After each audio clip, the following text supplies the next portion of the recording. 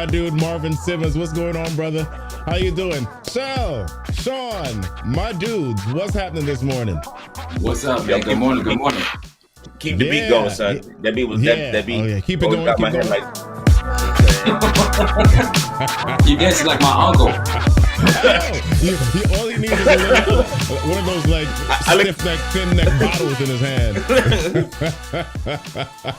Yeah. Well, listen, we normally have my dude Ali Marcel on the show this morning, but he's celebrating birthday, a big brother. birthday. So brother. you know we got to do this thing real quick. We got to do this real quick. Ali, happy birthday to you, brother. Hold on. Happy birthday, Let's not get in trouble Ali. for this, but we're gonna do it. Only 10 seconds, man. Only 10 seconds. Only 10 seconds, man. All right, cool. Yeah. Listen, we came this morning to chat. We came this morning to hang out and speak about something that is important. I'll start with this. I remember several years ago when I had just moved to Maryland. We moved to Maryland and I had been working for an online university. And then we moved to Maryland and actually, let me back up. Let me make the story sweeter. So my wife and I decided that we were going to move to Maryland. We looked at her salary where she was and we were living in the state of Massachusetts and we looked at my salary where we were. And she got a new job here in Maryland. Once we made the decision, she got this job. We came down here, scouted out the place. She got this job. And we were like, okay, cool. Your new salary that you're going to make at this new job is a jump. And your salary plus my salary, we're going to be cool, right? We moved down to Maryland and 10 days after we get to Maryland, I lose my job at the online university. So here's how things happen. It just so happened that the salary that I was making was just about the amount that her salary jumped, right? So we're kind of back where we were initially. Now, you know, I was a teacher. I was an online teacher. Professors don't make a whole lot. So, but I was supporting my family. I was a part of the financial contribution to my family, right?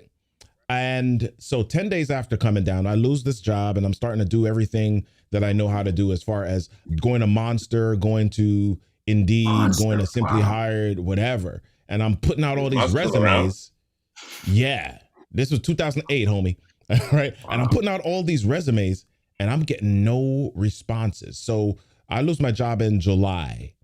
No responses August. No responses September. No responses October. No responses November. Now, the crazy part about this is like, I wouldn't have felt so bad if I had gotten interviews and then just got turned down for the gigs. I wasn't getting any responses from anything. So round about month 3 of this. So we got July, August, September, right around. I mean, and school starts. We started my daughter in school and we started her private school, right? For those of you who know about the denominational school systems, right? We started her in private school and we're paying for this. Cha-ching. So right around end of September, early October, that tuition bill comes, right? And I don't have nothing. Yeah, I don't have nothing at this point, and I'm not getting. And I got no prospects. It's kind of like, babe, what's going on? Oh, I don't know. I don't have nothing. Right? October comes, November comes, nothing's happening, and a feeling's starting to set in. It's kind of like, yo, you are the hunter, right? You are the one that's the warrior. You are the one that God ordained as the priest and chief and provider, and nothing's happening, and I'm not contributing to the household, and I'm starting to feel a certain way. I'm starting to feel a level of guilt about stuff, and it's starting to set in a little bit. So what do you do? I mean, y'all tell me, have y'all ever had any situation, any feeling where the guilt started to set in? I'll jump in there. I haven't had that situation per se, but just thinking about what I would do at that point, I think it's really just saying, what can I do to make up for what I can't provide? And maybe just saying, hey, I'm going to now pick up a new hobby, right? And see if I could hustle a little bit more. And I think back in 2009, right? That was 2009, right? 2008. The hustle game, 2008, the hustle game was a little different, right? Whereas now we have more tools, more experience. But then I think I would have just said, let's talk about what avenue I can go down in order to make a couple or make these ends meet a little bit. But I would really start with just communicating, just because for us, we end up compartmentalizing that in our brains. And then we end up, our reactions and how we do things, we become a product of this dark space, right? And it's not fair if you have kids, it's not fair to your wife, right? So I think most importantly, just talking about what can I do? What is the best thing that I can do right now to keep me sane? Because you know how we start to spaz out in different ways, and our reaction is different. So I think just communicating. Me personally, that's what I would do, to kind of say, what can I do to make up for what I can't provide financially? Wow. Wow. See, Sean's answer is logical. So it's organized. It's great though. But there's something that you said that is probably where a lot of us are, where we start spazzing out. You're complaining about the oatmeal not being hot enough, but it's not the oatmeal that you're mad about. I want this, you know what I mean? And but you're very right. You're going through stuff. I think some of those initial feelings of self-doubt creep in very fast. Those initial feelings of inadequacy creep in very fast. And it's not necessarily because you don't have a skill set, but when you've done one certain thing for so long, right?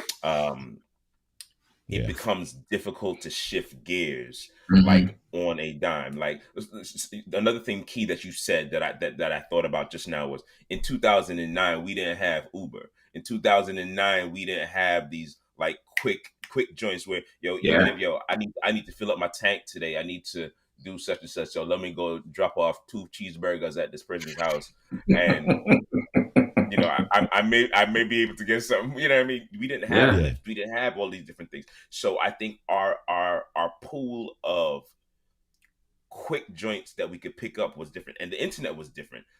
We have influencers now. You know what I mean? Like everybody share this Facebook Live, share this YouTube, so we could get to up to 1 million followers. But listen, I'm saying that jokingly. Hold on, why are you saying that? Why are you saying that? Pause. Why are you saying that? Y'all that are watching right now, share this, right? Yeah. So that we can get up to 1 million. No, I'm playing. Please do. So that other men can really hear this conversation and really get some thoughts and kind of heal themselves through this conversation. Because I think one of the things that, and I'm coming back to you in a second, show. One of the things that happens with men specifically is that we suffer internally. We suffer in an isolated way by ourselves. And here's this thing that I ascribe it to the devil, that it's like trying to make you feel like you are the only person in the world going through something. And if you reveal it, you're going to be the weak one. If you reveal it, you're going to be the one, the object of ridicule, of scorn. Everybody's going to be laughing at you. And like, you're the only, person that's experiencing that. And that's just not the truth. So as men, courage is key. We say that we're warriors and we have courage for the fight. And the biggest fight that we have is the internal fight. And that's where we really got to have the courage. Absolutely. So y'all share this with a man, share this with somebody who needs to hear this morning. We're talking about navigating provider's guilt. What do you do when you can't provide? What do you do when you can't do the thing that you think you're supposed to do? Go ahead, Can I Sean. can I can I just hit the first step? I'm gonna say the first step, and that I think we stew on that a little bit. The first Yeah. step in my brain is realization that you're paralyzed. What you know what I mean? And paralysis is not a physical state, right? Thank you, Sean. It's like Bobby said that you went through this. I am going through this. Wow. Like I'm mentally going through this, right? And it's not like I don't have opportunities that are coming, but I'm mentally paralyzed.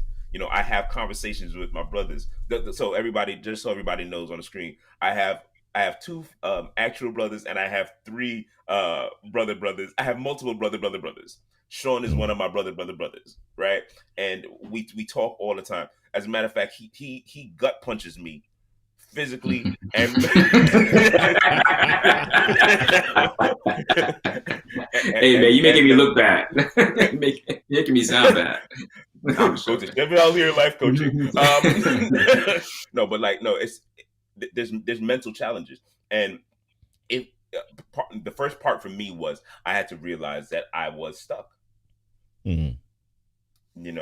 And that's a hard phase, man. Oh man, like, dude, like, we all need help because I think that when you're in that phase, when as I have been in that phase, you start looking at yourself a whole lot different, and that's where Bobby said. The question is the guilt, right? You start looking at yourself. Am I inadequate? Am I this? Am I that? So, and what's interesting is if you don't mention it to anyone, maybe your wife or your boys, it will cave in on you. And I encourage, fellas in general, right? I think finding those close fellas around your circle to offload some thoughts, right? And we don't know all the answers, right? And now, before we were like, we want to be omniscient where we have all the answers, right? And now we have the opportunity to use social media to ask people questions, to get ideas. We have friends that we can bounce ideas off of. And I think that level of transparency, is necessary. It's helpful. But it also gives the other guy, the other male who you're talking to, some encouragement to talk to his spouse as well, or talk to his friends or whatever. So I think it's a two-way street. I think you actually help yourself, but you actually help someone else in the process. Yeah. So Sean, go back to, you were kind of listing out some stuff, and I'll kind of even continue the journey of my experience that I started with. And so after getting to about November and not getting any responses, what I did next was I had been kind of dabbling around with instructional design and developing courses. And I just kind of started putting myself out there to see if I could get connected with some people. And I ended up getting a couple of small contracts to begin developing courses. I met a lady who worked with a university, and I was able to get a small contract with her developing courses for her classes. And then I was able to do that with a couple of other places. This was the genesis of me starting a business in 2009, right? So lose job, can't find nothing, get a couple of contracts, December, January of 2009. By May, have about 4 or 5 contracts, decide I'm going to start a business. Here's what happens next. I have this business. I start doing this business, and this business starts to grow, right? And this is my third business at this point. The first 2 businesses, I had been working as a teacher at the time. So this is the first business, though, that I'm 100% full-time entrepreneur. This business begins to grow, and I don't know that much about business. And even if you know a lot about business, you reach a point where you make some decisions that are not the best, right? You figure it out, you fail it. So this business grows 2009, 2010, 2011, 2012. I make some decisions, and this business blows up, explodes. And it's worse when you have something that explodes than when you don't have the job. When you lose a job, you're kind of like you're looking for something, and it's almost like you could blame other people in some ways, right? Right? When the business blows up, it's like it's all you, and then on top of you not having a job or not having an income, there are expenses that you owe people on now. So now, on top of the fact that I feel like I can't take care of my family at that point, I'm not bringing in what I need to bring into my family at that point. I got these other debts that I've piled on top of that. Yeah. Right. So now the feeling starts to come again, and we're in this house, and y'all remember the house we used to live in? It was like that big 1 acre of land, right? And so we little house on the prairie. Yeah, son. And so we in this house, and I'm in this house feeling alone. It's like I don't know if you've ever seen those movies where it's like you got somebody standing in this big dark room, and it's like this light on, and there's nothing else is lit up in that room. It's just the interrogation room. It's like you right in the center, and that's how I felt. Right, and so the it's walls like are coming in on you. No, it's not even that the walls are coming in. It's too far apart. Like the walls are expanding, and it's a big area of nothingness. Oh wow! Right, and at least if the walls were coming in on me, I could touch stuff.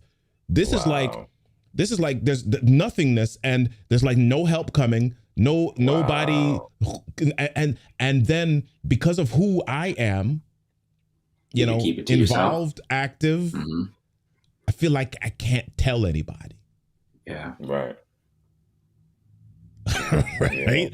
Yeah. So there's a lot in that, Bobby, man. There's a lot, number one, you went into business, going into a new area. And I think that's a big step, right? Because we don't know all about the ins and outs of business, and you end up making mistakes, right? So that's a red flag right there for other men, right? If you're going into a new area, this is where you start to ask for help and guidance, right? Because it's not a bad thing to ask for help. You don't know, right? So now you're going into business, you're dealing with clients, trying to get the right resources. This is where we ask for help, but we end up thinking we can do it on our own, right? And I'm there too. I'm a subject of that as well. And then number two, the big thing that for me is not the house doesn't always bring you happiness, right? So it's like almost, right? One of the things that we think will bring us happiness is having things, right? So we acquire things during that storm, and we end up thinking that this thing will bring happiness to make up for maybe something else, right? So there's a lot of things that could end up happening as a byproduct of us going down a new avenue and picking up a new talent, right? So there's a lot of things that can branch off into sub issues that we got to be mindful of as well. Man, that's a lot, Bobby. That's a lot. One of the things that came to my mind is sometimes I said one of the first steps was dealing and recognizing that you're paralyzed. The next step for me is throw out pride.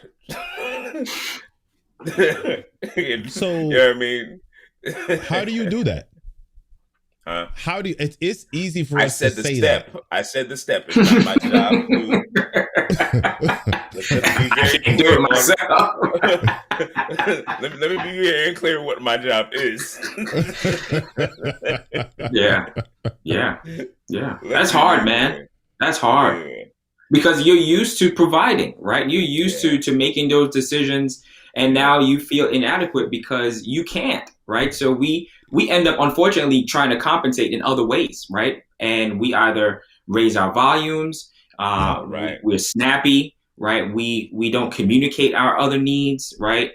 Your sex level goes down, right? So now you're not getting that, and now you're pissed off at your spouse because you're not getting something, right? And now there is like this residual wave that is far greater than the original problem, but could have been solved if we just said, yo, I don't feel like myself. And that's where your wife comes in, your helpmeet, and says, let me give you a hug, because we gotta dissect this a little bit, right? And we're scared that the response is going to be negative. And it's not always negative. They could just be that quiet support to let us go, wow, I didn't realize that she would be so supportive. Wow. And then all of a sudden now you're like, you know what? My resume does suck. It's in all italics. Let me redo my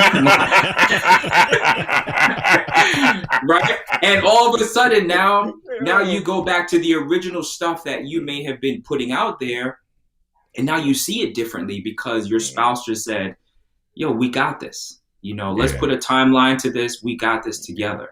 And we put all this pressure on ourselves, and unfortunately, it just branches off into other things that is just it's not fair to us. Yeah, real. I was gonna say, a couple episodes ago, we talked with Dr. Myron Edmonds, and one of the things that, like, for me, my wife and I were talking. Was it last week?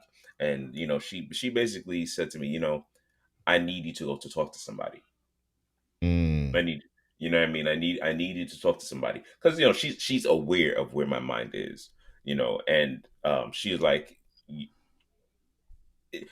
being a creative person, if our minds are disjointed as it is, creatives, we have a yes, my Happy brother birthday, buddy. Yeah, had to shout you out again. So creatives, we have multiple things going on in our mind as it stands, right? Yeah. But it's an organized chaos, if that makes sense, right? But at the same time, if there's one thing that's missing in that organized chaos, it makes the chaos it makes the chaos actually what it is, chaos. Right? Yeah. So for me, that's where my mind had been. Yo, why did my neck cut off, B? Hold on.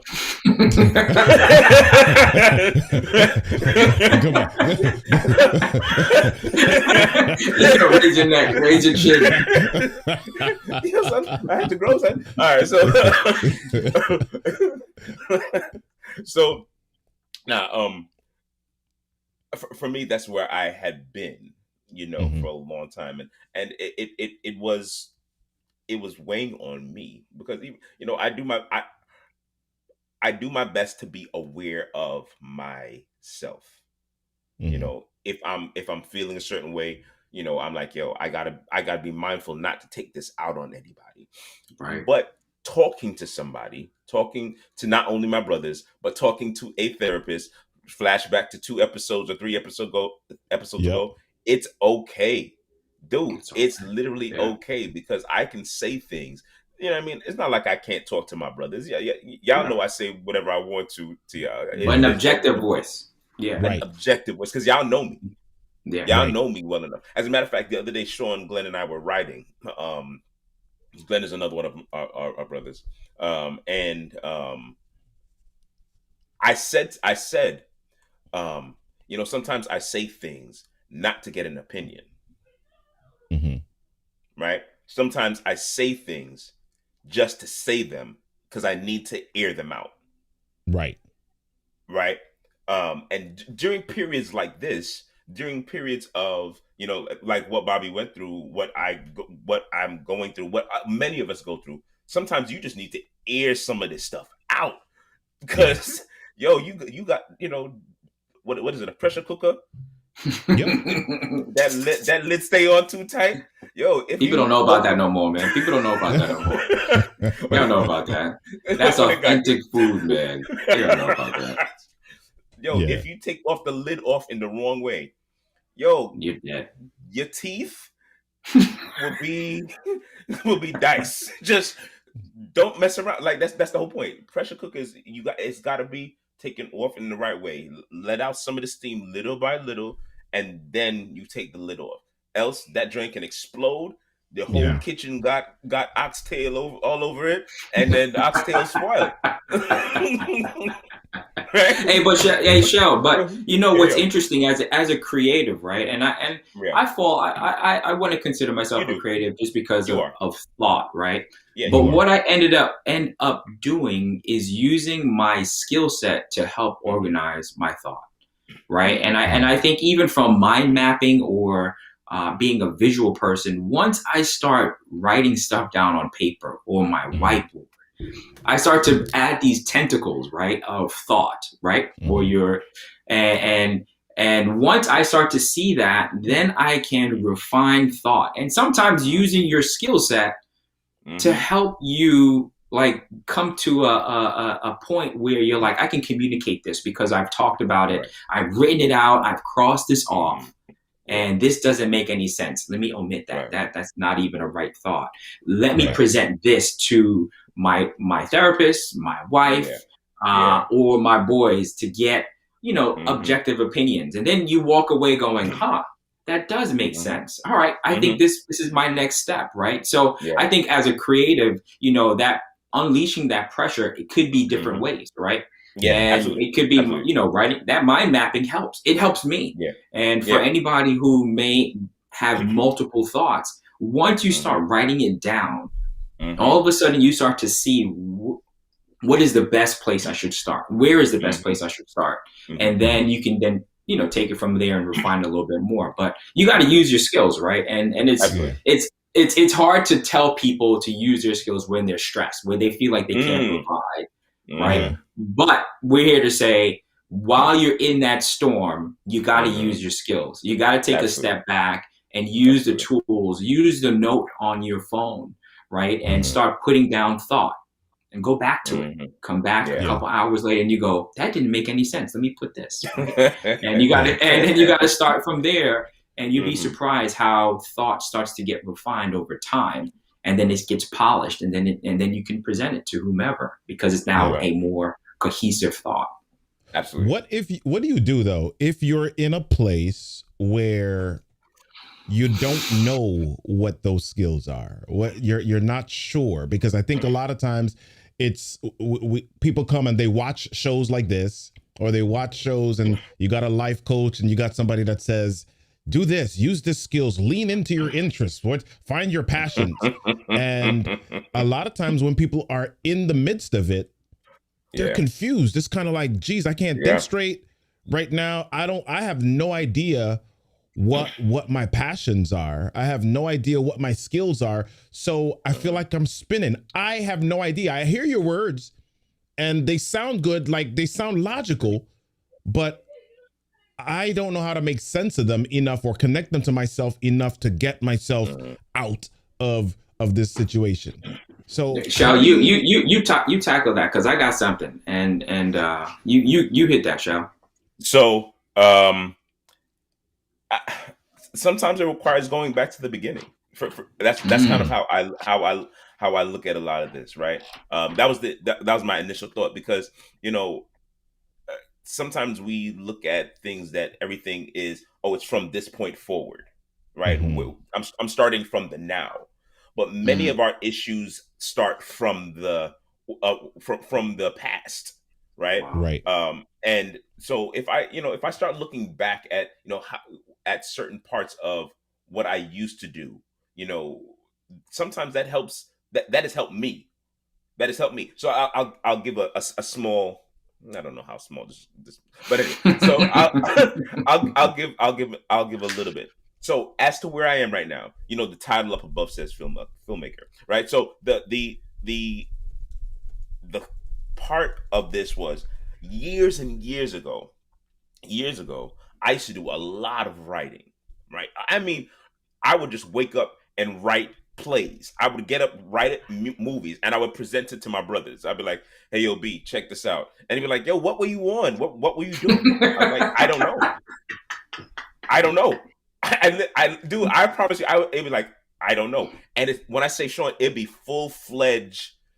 And I wrote 2 musicals, and I wrote the music as I was doing it. You know what I mean? So like this is how my brain was. through my years of then I became a software developer, right? So now I'm in. You have this creative Sheldon, but then you have this super logical Sheldon. And Sean, when you talked about mind map, I know exactly what, obviously we've talked about this before because this. So I went through this super logical phase, but then my brain broke because I was missing this component. Yeah. Right. I was missing this component of my life that was like, I can wake up and just write something. I can look at something and be like, oh, that would be a great commercial. Right. You know what I mean? That's just how my mind operates. Well, my brain broke. I did not know what to do. Right. 3 years ago, I go to Jamaica to go visit my grandfather. I was just, I went by myself to, so I'm in Jamaica. I'm sitting with my grandfather. He was 104 at this point. So we're sitting down and we're talking. And he says to me, grandson, I love you. I miss you. I miss seeing you. I miss talking to you. So obviously my heart at that point is like, man, because my grandfather and I we're cool. We're like, you know what I mean? I went to school, and when I was at school, I used to stay at their house. So we had a great relationship. He says, grandson, I need you to do the things that make you happy. Mm-hmm. Wow. I come back from Jamaica. Bobby, I didn't tell you this. Nah, you didn't. Yeah. I came back from Jamaica more confused than I went. That is what. So y'all remember when I came back from September to December of that Brinklow year, the church that we went to, I did like 5 commercials. Right. I don't know if y'all remember. Like there was like a time where I was just pumping out commercials. Right. And they were dope. Yeah. That was the conversation that did that. Wow. I came back and I was like, and so after that, I went through this period of like, okay, what do I do? What do I do? What do I do? And so for the next year, I was just like, okay, my brain was just like blowing up. And that's when I made the decision to decide to wanting to go to film school. That conversation with my grandfather stemmed this. So what is my point in this entire thing? Sometimes you got to go back and look at where at the history. You know what I mean? The conversation with my grandfather was way longer than that. And he wanted me to move back to Jamaica and all that, and I wanted to. But the whole thing was, for me, I had to go back to the beginning of what I had to dive back into what my pool was. I had to dive back into what made me happy. And it's not that software development didn't make me happy. I did it for 21 years. It's not that it didn't make me happy, but I felt incomplete. So, hey, real quick. So, go ahead, Bobby. Yeah. No, I would just say. What was that? Go ahead, Sean.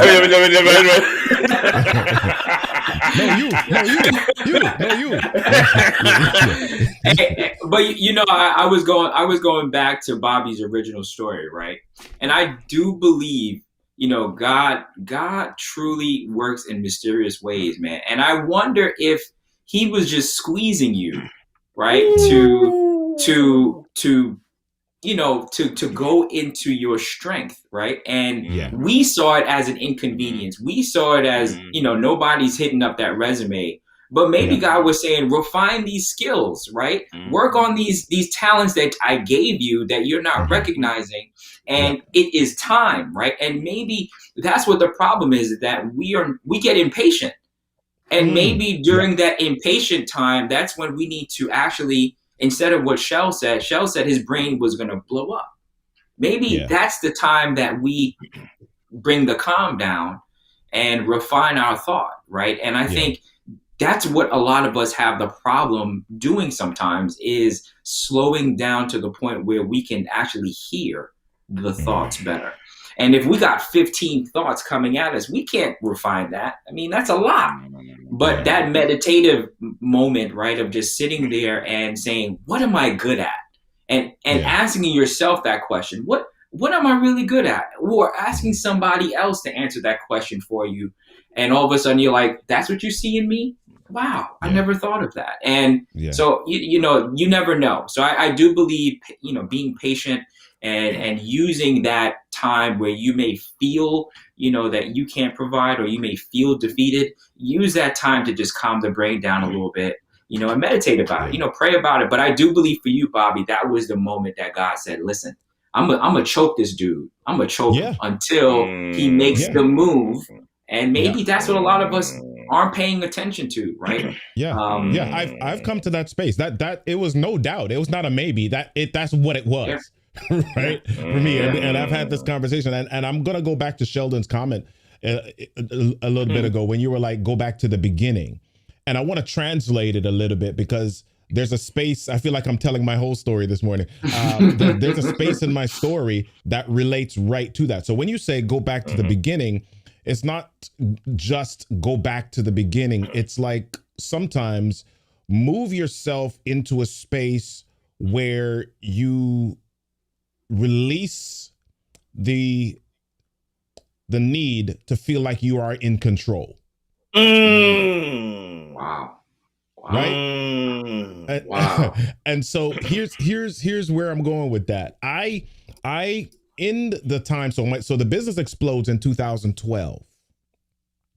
And I'm thinking like, listen, I need to get a business loan. I need to get some help. I need to get some sponsorship. I need to figure a way out to recap all this money so that I can keep this business afloat.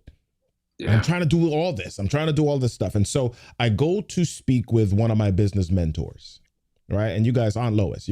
So I go speak with one of my business mentors. And this is early on a Friday morning. I go to her house and I'm kind of like, listen, Lois, here's the story. Here's what's happening. I'm in debt, blah, blah, blah, blah. I feel like I'm sliding into this hole. You know, how can I make this up? And I'm expecting her to say, okay, here's this resource that I have, or you could do this, you could go to that. And what she says to me blows me away. And I was partly upset that she said it, but I understand it now clearly. I said to her, here's how much I owe, here's how much I need, here's how can I get this money? And she says to me, son, sometimes you need to let the business or things fall flat on the floor and do nothing about it and let it fail in order for you to move forward. Wow. And I'm kind of like, that's not what I wanted you to say. That's not what I was looking for to hear from you. That doesn't sound like sound business advice. In 2021, that's when you hit end Zoom call. Yes. So I'm kind of like, what am I supposed to do with that? Yeah. And it was years later when I realized, like, she was trying to say, dude, you're fighting too hard. And what's happening is that you're fighting in the wrong direction. It's like you're fighting for something that doesn't need to be kept right now. Right. And there's some times in our space that we're struggling, holding on to grab onto something, or holding to keep our fists on something that was like in season 3 and you're supposed to be in season 4. Wow. Right now. And so I mean, it took me a little bit to get that. It took me getting sued to get that. It took me having to go through certain situations and to get that. And then it was kind of like, once I got it, I was like, oh yeah, okay. I needed to chill. I needed to sit back. I needed to, as Sean says, find out what my real skills were, because my real skills were, I mean, while I had a company where I was building courses, we were in contracts. That's not where my true gift was. My gift was in training. My gift was in speaking. My gift was in communicating. And if I didn't, if I continued to hold on to what this business was. And this business was kind of, so Sean is saying that God was choking me to get me to entrepreneurship. And yes, he needed to choke me to get me to step into entrepreneurship. But at the space in 2008, 2009, I didn't know about speaking or training industry. He had to kind of transition me to a space. And once I got to the space where I knew that it existed and found out about it and had space to explore it, but I needed the space to explore it. Wow. And if I didn't have the business, if I had the business, I couldn't have explored it in the same way. So now exploring it, okay, yeah, this is where you're supposed to be. And I know that was what happened because there was a space, there was an event, there was a weekend that I had so much happening. You know, I spoke straight from Thursday to Sunday in like 2 different states. And at the end of that Sunday, I laid in my bed and I was like, bushed, tired, worn out, exhausted. But I was like, yo, that was the best weekend ever. Right? Because I was in my zone. I was in my space. I was where I was supposed to be. And so, yeah, in spite of the guilt, the provider's guilt that I had, navigating my way through that was going to a mentor, was going outside of myself. And hearing them say something that I was not ready for, and then being willing to at some point say, yeah, you know what? That kind of makes sense. Let me let go. Hey, Bobby, man, you know what's interesting is you said you weren't expecting her to say what she said. Right. And I think that is something we have to be okay with. Where, can you guys hear me okay? Yeah, we got you. Okay. We have to be okay with getting information or receiving feedback that is not what we thought we needed to hear. And sometimes that opposite response may actually get us to realize or refine thought a little bit more. And I think that's because right now we're in cancel culture, right? Where somebody says something that you don't want to hear, right? All of a sudden you X them off and you move on to the next, right? But there is power in hearing the opposite of what you thought. Because if you are surrounding yourself with people who God wants you to be around, those people are a messenger, right? And literally speaking on his behalf, saying, hey, man, I see what your talent is. Just stop that and go this way. And you're like, nah, I do not want to be a floor sweeper. That's not my thing. But you do it so well and you like it, and you're thinking that's not my avenue. But this person is saying it is your avenue. Go that way. Explore it. But we in our mind are thinking, no, I need to be a window washer because that's what people want me to be. So I think sometimes we just have to have power in receiving information that is not what we thought we wanted to hear. Right. Yo, two things. Yo, in your story, Bobby, there was something that like resonated massively with me. You know, you were saying that you sometimes have to let go to let things pretty much die in order to in order to get success. But sometimes you're fighting in the wrong direction, right? That's what you said. Again, my mind, the way my mind works, I'll let y'all know. Bobby, you put me in the wrong box, man. I know what I'm doing. I'm getting dizzy over here. I tell you how my mind works, yo. I mean, he's like calling out, putting on blast all the production secrets. Come on. You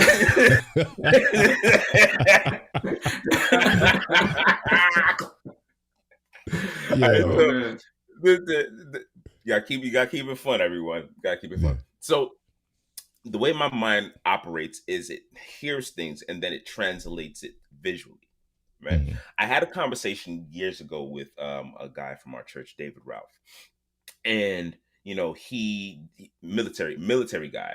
He's a lawyer now, but he's a military guy, and he said to me, we were talking about swimming because both of us love swimming, and one of the trainings that he had to do was he had to jump off like this barge, and matter of fact, they spin you around, and then they throw you into the water.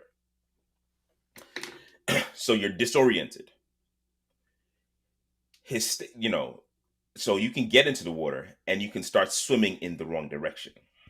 He said the only way that you would know what way to swim in order to save your life is by letting go a little air. Yeah. The direction that the bubbles go is the direction that you're supposed to go. Yeah. What I mean by that? Yo, we can be swimming. The swimming is not the problem. But we can literally be taking all of our energy in the wrong direction. Man. Sometimes you've got to and follow the right direction. You know what I mean? Let go of that air and go in the direction that's going to bring you towards life rather than using all your energy to take yourself to your death. Yeah. Part 1. Wow. So that was kind of like what I don't remember part 2 now, so that's gonna You're getting old, man. You know what I mean? I used all my energy in that one story. It's all gone now. Yo, I had it. Being transparent here, you guys know I started Hardbody. This is over 10 years now, 11 years. Yeah. Mm-hmm. And there comes a point where, as men, sometimes, and there's a lot of truth in what Aunt Lois said to you, Bobby. Because sometimes we don't realize that we have to let go of what is good in order to get something that's better. Yeah. And Hardbody was what, I wouldn't say that was a springboard, right? Mm-hmm. And something that I created from a napkin that Sheldon helped develop, and to all the way for 10 years. And I gave blood, sweat, tears. I was the administrator. I was the head cook in the kitchen. I was the designer. I was the video maker. And there came a point where I had to go, in order to get better, I had to drop that and create something else and level up. Yeah. Man, I'm telling you, it hurt. And as you guys are going through your journey, sometimes you're going to make those decisions to drop something that is working really well. Yeah. And in dropping what works really well, you have the vision. You've been communicating of what the next level will look like.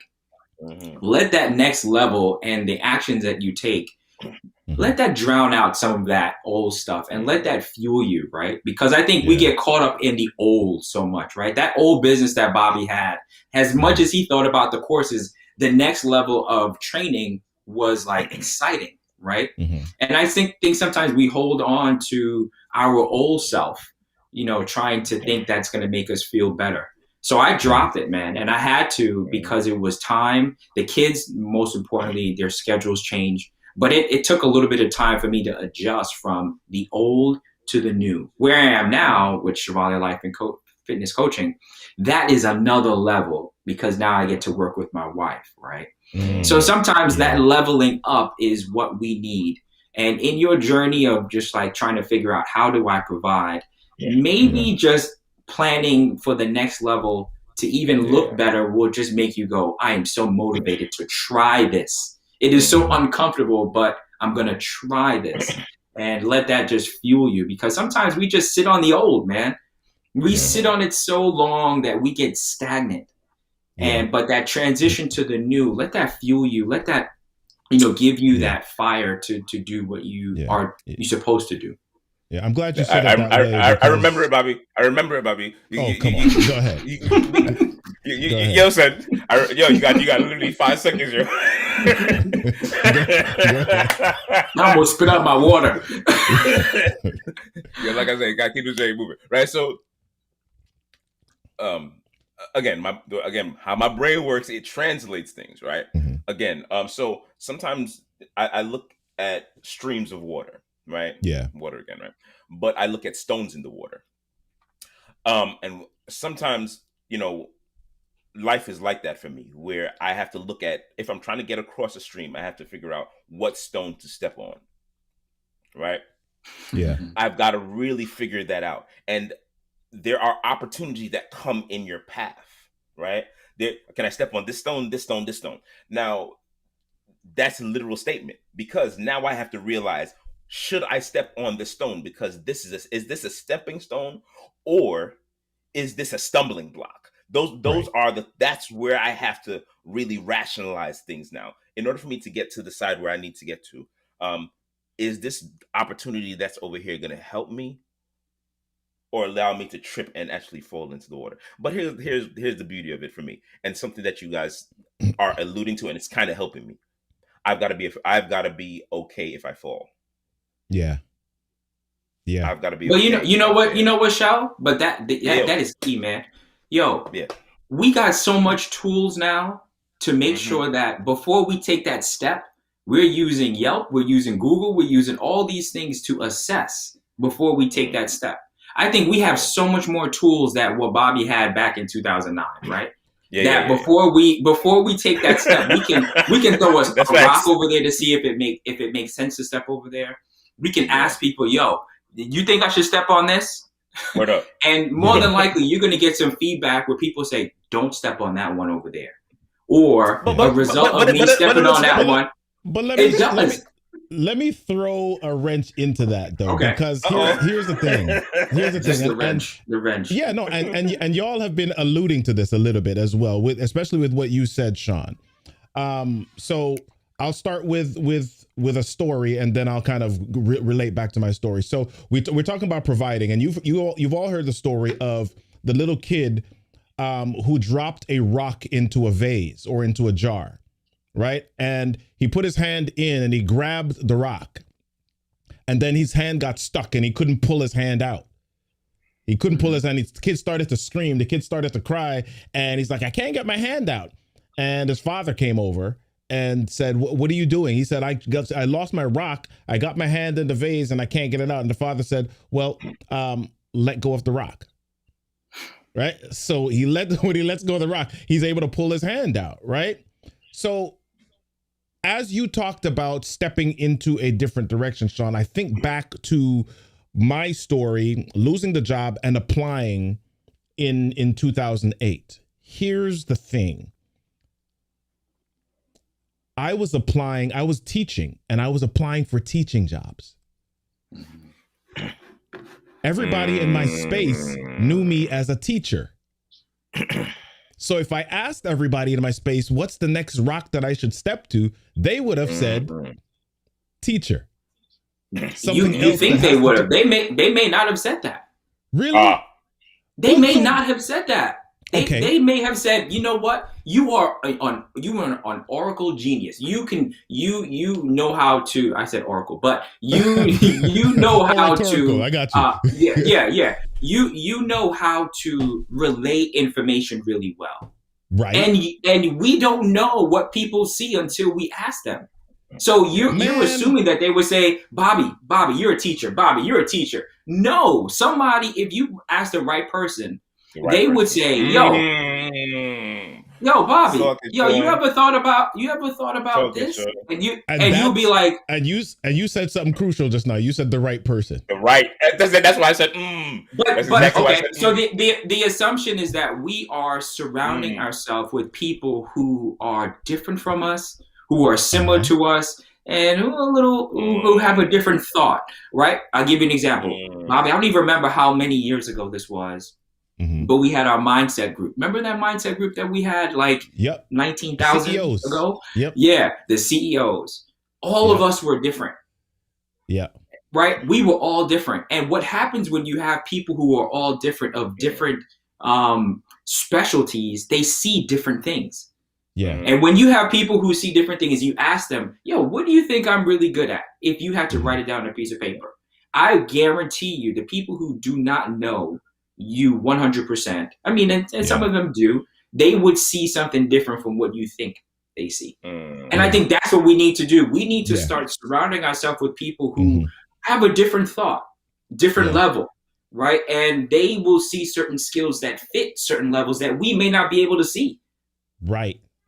And that's key, what you just said, surrounding yourself. Because I think if I'm honest with myself, when that happened, my brain trust was my family, brothers, parents, people who knew me. So I had not yet gotten into personal development or into a space where I recognized that, mentorship or just having diversity of thought in my space from a career, from a personal growth perspective was something that I needed to be intentional about. And so as we're, connecting us back to provision here, and we're kind of running out of time here, but connecting us back to provision, a lot of us get stuck where we are because we have not been intentional about surrounding ourselves with bigger. We have not been intentional about surrounding ourselves with dreamers and drivers and people who see more in us and can see different things. If you think about a mountain and people traveling up a mountain, there's the dude that's closer to the mountaintop and can see over the mountain and see that there's something ahead. But you're climbing up the mountain and all you can see is the back of the person in front of you, or all you can see is the hill. Right? Yeah. All you can see is the rocks, but you can't see over the summit. So can you surround yourself or have people in your space that have been to the summit or are closer to the summit than you are, that can have a different perspective? My final thought on this, everybody, I gotta take one of my kids to soccer, so that's the beautiful thing about these live shows. You know what I mean? You can be so real. So listen, the world is open now. When I say the world is open, opportunity is different than when we were growing up. Bobby, when you said, what should I be? What should I do? I think everybody spoke career. Right? Wow. They never spoke to who we were or when you say, what am I good at? Like, I'm glad you said you're good at teaching, because that's a career. Yeah. Right. When they say you have pastoral, they're driving you down a path of career. Nobody ever said, yo, Bobby, say a chat enough and you're good at it. Nobody ever said, nobody's ever going down this, hey, this is when I brought the whole concept of, hey, fellas, I want to write films again. Bobby's simple statement was, what took you so long? That's what he said to me. He said, and then his next thing was, okay. Because to him, it made perfect sense. Yeah, it literally made perfect sense to him. So, that's my final thought. I really gotta go. But this was for those who are feeling guilt. Don't feel, I know it's easier for me to say, don't feel guilty, but really give yourself the opportunity to feel guilty and let's move forward, because you just be free to have these feelings.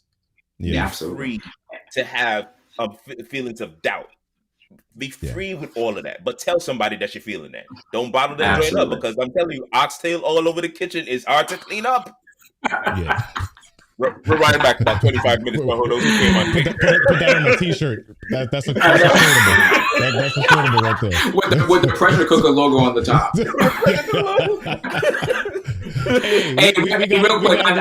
But Sean, wrap us up, man. Yeah, I was just saying, yo, fella, yo, shall I see you later? The last but not least, but I think we just got to get comfortable of knowing that we're not always in control. Yeah. And if we know that we're not always in control and our spouse comes in to help us, our friends come in, I think we're able to receive information a little bit better. So we're just, we are always trying to get better, but we can't do it alone. And I do have faith that more men will be encouraged. Yeah, we're gonna take 30 seconds here and wrap this, but Pierre has put two questions or two statements here that I want to go back to. Pierre says it doesn't always happen organically to surround yourself with insight, surround yourself with those who have insight and foresight. And then he says, what suggestions do you have on surrounding yourself with those people who have that type of vision? Well, listen, you're right. Number one, it doesn't happen organically. You got to be intentional about it. And then the second thing is, what spaces are those people in? Are they in networking meetings? Are they in church groups? I got to be honest. One of the reasons I joined the church that I joined in 2009 was because there were entrepreneurs or people that had some specific business skills that I could use as mentors, right? And so I've got to be intentional about the spaces that I put myself in order to be able to develop relationships with those people who can have that insight and that foresight and that have been to the summit and can give me different guidance. So it doesn't happen by accident. It happens by intention. So listen, y'all, it's been fantastic. Sean, it's been good to hang with you today. Thank you, man. Thank you, brother. Your wisdom on this topic, navigating providers' guilt. Listen, y'all, we'll see y'all next third Sunday of the month. That's like November. I don't know what date it is. That's November 21st. Yeah. All right. Hope y'all enjoyed the show today. We'll see y'all on the next episode.